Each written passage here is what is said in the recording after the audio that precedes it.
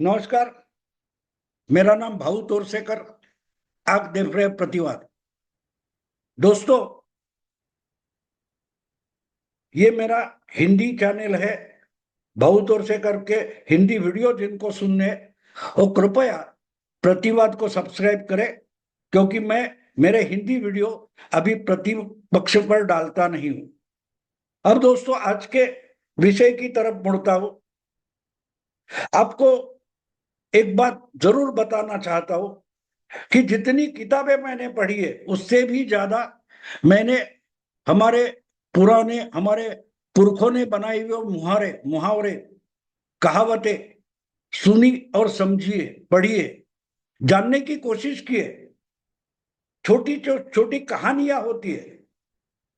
महाभारत, रामायण, इनसे लेकर जो पुराण की कहानियां है वो भी मैंने समझने की कोशिश की है, क्योंकि इसमें हजारों पीढ़ियों का एक अनुभव गठित हुआ है। और उससे हमारा ज्ञान जितना बढ़ता है उतना बहुत सारी बुद्धिजीवियों की किताबें पढ़कर भी नहीं होता। और इसीलिए आज मैं ऐसी एक कहानी आपको बताऊंगा। शायद वो कहानी आपने सुनी है, पढ़ी भी होगी। जो इस विषय का मैंने हेडिंग दिया है वो अगर आपने पढ़ा है तो आपकी समझ में आया होगा कि मैं कौन सी कहानी आपको सुनाने और समझाने जा रहा हूं। बिरबल और बादशाह, ये कहानियां बहुत प्रसिद्ध है, फेमस है। बादशाह के दरबार में बड़े अनमोल रतन हुआ करते थे, ऐसे कहानियां हमने सुनी है। एक गायकों का बड़ा सम्राट था, तान सम्राट, तानसेन संगीत सम्राट था। बीरबल एक था जो बहुत बड़ा बुद्धिजीवी और चतुर चालाक दरबारी था। बादशाह के हर पेचीदे सवाल का जवाब बीरबल आसानी से देता था। ये उसकी पहचान थी। और ऐसे ही बीरबल बादशाह की एक कहानी है, बीरबल की खिचड़ी। एक बार ये हो गया कि बादशाह नदी किनारे अपने महल में टहल रहा था शाम को, और बहुत बड़ी ठंड पड़ी थी, सर्दी का मौसम था। और सर्दी के मौसम में बादशाह हैरान हुआ था। उसने शाल ओढ़ी थी, गर्म कपड़े पहने हुए थे, फिर भी ठंड से वो ठिठुर रहा था, सर्द हुआ था। तो बोले, ऐसे सर्दी में जिसके पास कपड़ा भी नहीं है, जिसके पास कंबल भी नहीं है, वो कैसा जीता होगा, वगैरह वगैरह। और अचानक उसका ध्यान नदी के पास जाता है और सोचता है ये नदी का पानी कितना ठंडा होगा। क्या कोई ऐसे ठंडे पानी में रात भर खड़ा भी हो सकता है? तो राजा बादशाह के दिमाग में एक आइडिया आती है, कितना मुश्किल है काम इतनी सर्दी में रात भर पानी में खड़े रहना, क्योंकि रात को ठंड बढ़ती है। दूसरे दिन दरबार में बादशाह यही सवाल अपने दरबारियों को पूछता है कि क्या कोई ऐसा इंसान हो सकता है कि रात को इतनी सर्दी के मौसम में ठंड बढ़ती है तो कोई नदी के पानी में 12-15 घंटे खड़े होकर दिखा सकता है? तो हर दरबारी बोलता है, बादशाह बोल रहे तो इम्पॉसिबल है, बिल्कुल अशक्य है। तो बादशाह बोलता है कोई ना कोई होगा, जिसको इनाम का लालच होगा तो शायद आ जाएगा, करके दिखाएगा ये चमत्कार कि इतनी ठंड में ठंडे पानी में खड़ा होकर रात भर इनाम की लालच में खड़ा हो सकता है क्या? तो राजा घोषित कर देता है कि अगर कोई पूरी रात ठंडे पानी में नदी में खड़ा हो जाएगा तो उसको 1000 मुहरे या अशरफिया वगैरह बख्शिश दिया जाएगा, इनाम दिया जाएगा। तो लोगों में चर्चा होती है और हर कोई बोलता है कि इनाम तो बड़ा है, लेकिन अगर पानी में ठंड लगने से मर गए तो फिर इनाम का क्या है? मर गए तो इनाम मिले ना मिले उससे क्या फर्क पड़ता है? तो हर कोई डर जाता है, बोलता है इनाम की लालच तो है, लेकिन डेयरिंग इतना तो अपने पास नहीं, मरने की इच्छा भी नहीं है। लेकिन एक इंसान ऐसा होता है, एक बंदा ऐसा होता है, वो गरीबी से बहुत त्रस्त होता है, हैरान परेशान होता है। वो सोचता है कि यार खाने के लिए कुछ नहीं है, जिंदा रहने के लिए खाना आवश्यक है। अगर खाने के सिवा मरूंगा या ठंड में मरूंगा, फर्क क्या पड़ता है। और वैसे भी दिमाग में मरने की, खुदकुशी करने की इच्छा जगी है, लेकिन खुदकुशी करने के लिए जहर चाहिए, तो जहर खरीदने के भी पैसे नहीं है। तो क्यों ना ये इनाम के लिए मैं रात भर ठंडे पानी में खड़ा हो जाऊं। अगर बच जाऊंगा तो बड़ा इनाम मिलेगा, अमीर हो जाऊंगा। और अगर मर जाऊंगा तो बिना खर्चे के मर जाऊंगा, जहर के लिए तो पैसे भी नहीं है। तो बिना जहर के मरना और ठंडी पानी में मरना कोई फर्क नहीं है। सोचता है कि ठीक है। वो आ जाता है दरबार में, बादशाह के सामने खड़ा हो जाता है, बोलता आपका चैलेंज मैं स्वीकारता हूं, और मैं पूरी रात आपके महल के सामने जो नदी है उसमें पूरी रात खड़ा रहूंगा, और जिंदा रहूंगा तो दूसरे दिन आपको मुझे ये बड़ा इनाम देना पड़ेगा। बादशाह बोलता है बिल्कुल दिया जाएगा। दूसरे दिन, लेकिन बादशाह उसको एक शर्त भी रखता है कि देखो, पानी में खड़ा होना इसका मतलब तुम कुछ गर्म कपड़ा नहीं पहनोगे, और गर्मी की कोई सुविधा नहीं होगी, ठंड सहना पड़ेगा। और तुम शर्त पूरा करते हो कि नहीं, ये देखने के लिए हमारे दो पहरेदार भी तुम्हारे सामने नदी के किनारे खड़े हो जाएंगे। वो गरीब बोलता है बिल्कुल मंजूर है, मैं मरने के लिए तैयार हूं, तो ठंड से क्यों डरो। दूसरे दिन सूरज ढलते ही ये गरीब इंसान बेचारा नदी में आकर खड़ा हो जाता है। उसके सामने किनारे पर दो सिपाही खड़े होते, रात भर पहरा देते और देखते ये कुछ गड़बड़ तो नहीं कर रहा है।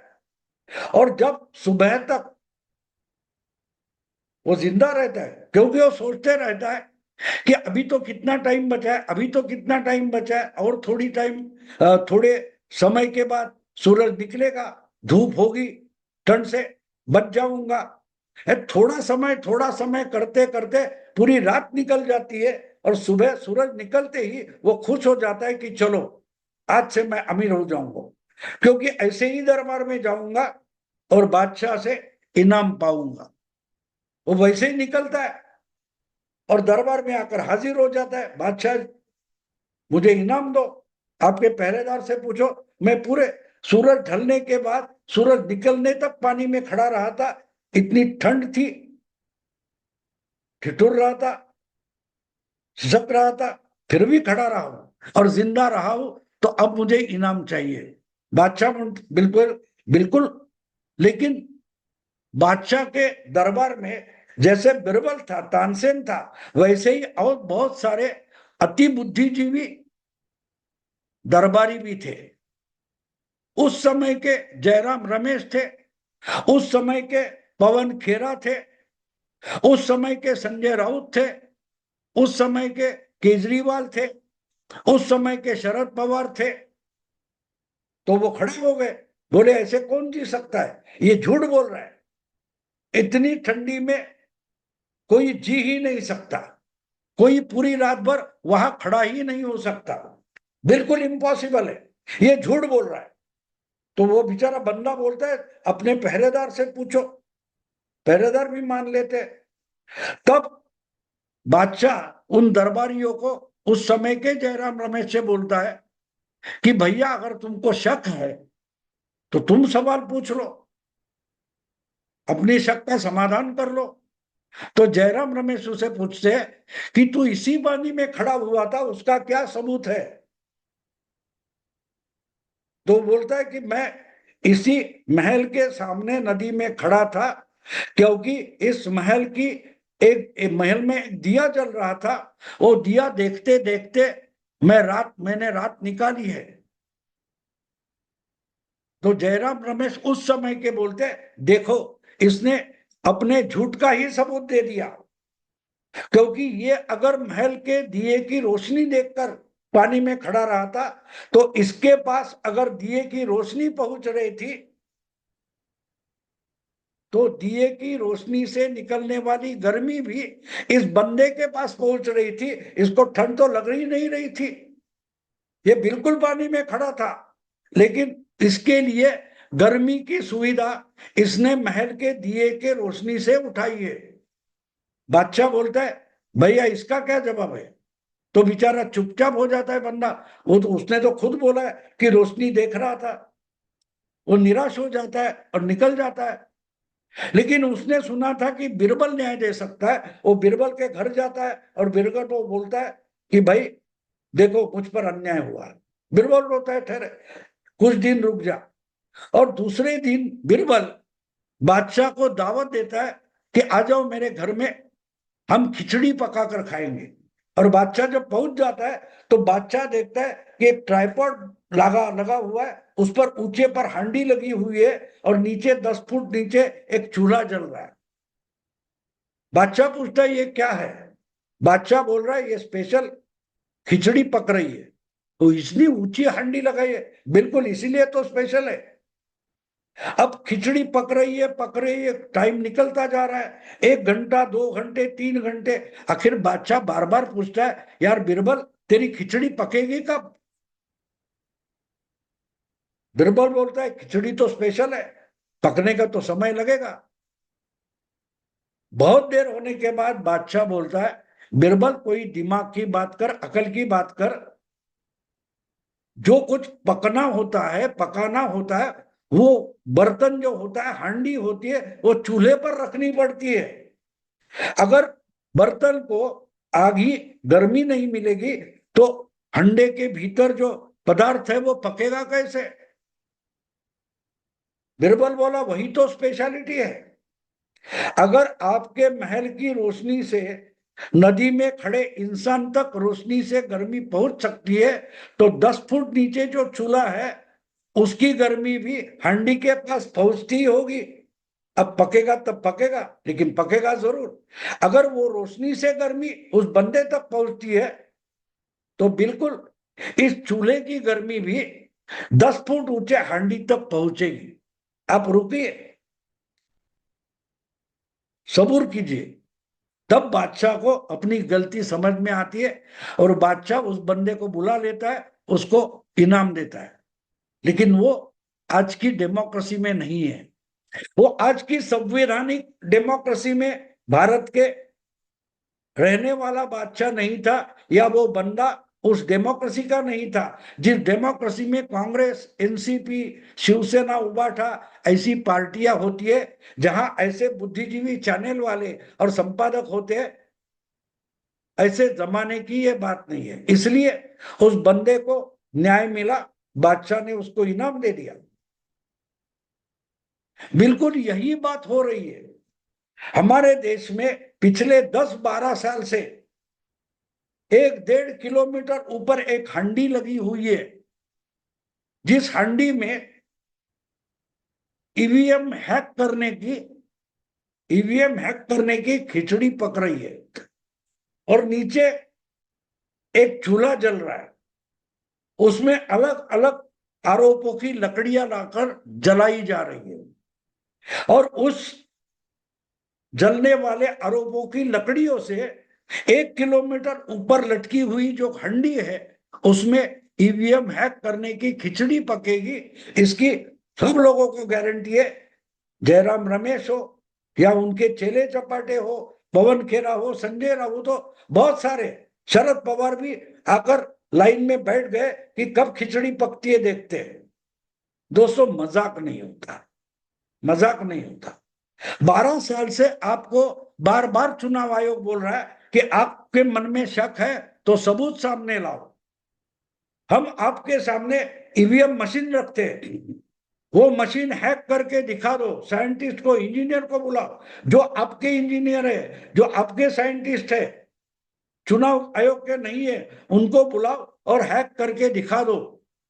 लेकिन जब जब चुनाव आयोग इनको आमंत्रित करता है, बुलाता है और सामने हैक करके दिखाओ बोलता है, तो इनमें से कोई भी बंदा जयराम रमेश जैसा चुनाव आयोग में पहुंचता नहीं, क्योंकि उनको मालूम है वो झूठ ही बोल रहे, वो झूठ ही बोल रहे। बादशाह के पास कुछ तो दिमाग था, इसलिए बिरबल ने जो एक्सपेरिमेंट किया, इसलिए बादशाह का दिमाग ठिकाने पर आया।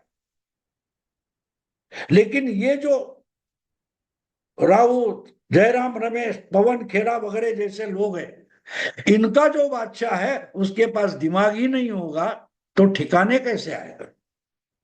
तो खिचड़ी पक रही है, 10-12 साल से खिचड़ी पक रही है, आरोपों का चूल्हा जल रहा है, लेकिन खिचड़ी नहीं पक रहे। क्या मालूम कब पकेगी, कब पकेगी। अभी भी जो कुछ महाराष्ट्र के चुनाव के बाद जो कुछ आरोप हो रहे हैं, इसके बाद चुनाव आयोग ने कांग्रेस को निमंत्रण भेजा है कि आ जाओ चुनाव आयोग में, आपके सामने फिर से मशीन रखते हैं, जो कुछ करना है वो हैक करके दिखा दो, आपके मन में जो शक है उसका समाधान हम जरूर करेंगे, लेकिन शक क्या है उसका सबूत तो दिखाओ। मुझे गारंटी है दोस्तों, इनमें से कोई भी जयराम रमेश, कोई भी संजय राउत चुनाव आयोग के दफ्तर में नहीं पहुंचेगा, क्योंकि इनको पक्की गारंटी है कि ये खुद झूठ बोल रहे हैं। इनके पास कोई सबूत नहीं है, आरोप करने के लिए कोई आधार नहीं है, साफ साफ झूठ बोल रहे हैं। ये इनके दिल दिमाग को मालूम है, और इसलिए इनमें से कोई नहीं जाएगा। ये आधुनिक बिरबल की खिचड़ी पकाते रहेंगे और बोलेंगे देखो खिचड़ी पकेगी, दावत होगी, भरपेट खिचड़ी खाइए, आइए आइए आइए आइए। और सब चैनल वाले प्रेस कॉन्फ्रेंस में बैठकर रोज ना पकी हुई खिचड़ी खाते रहेंगे।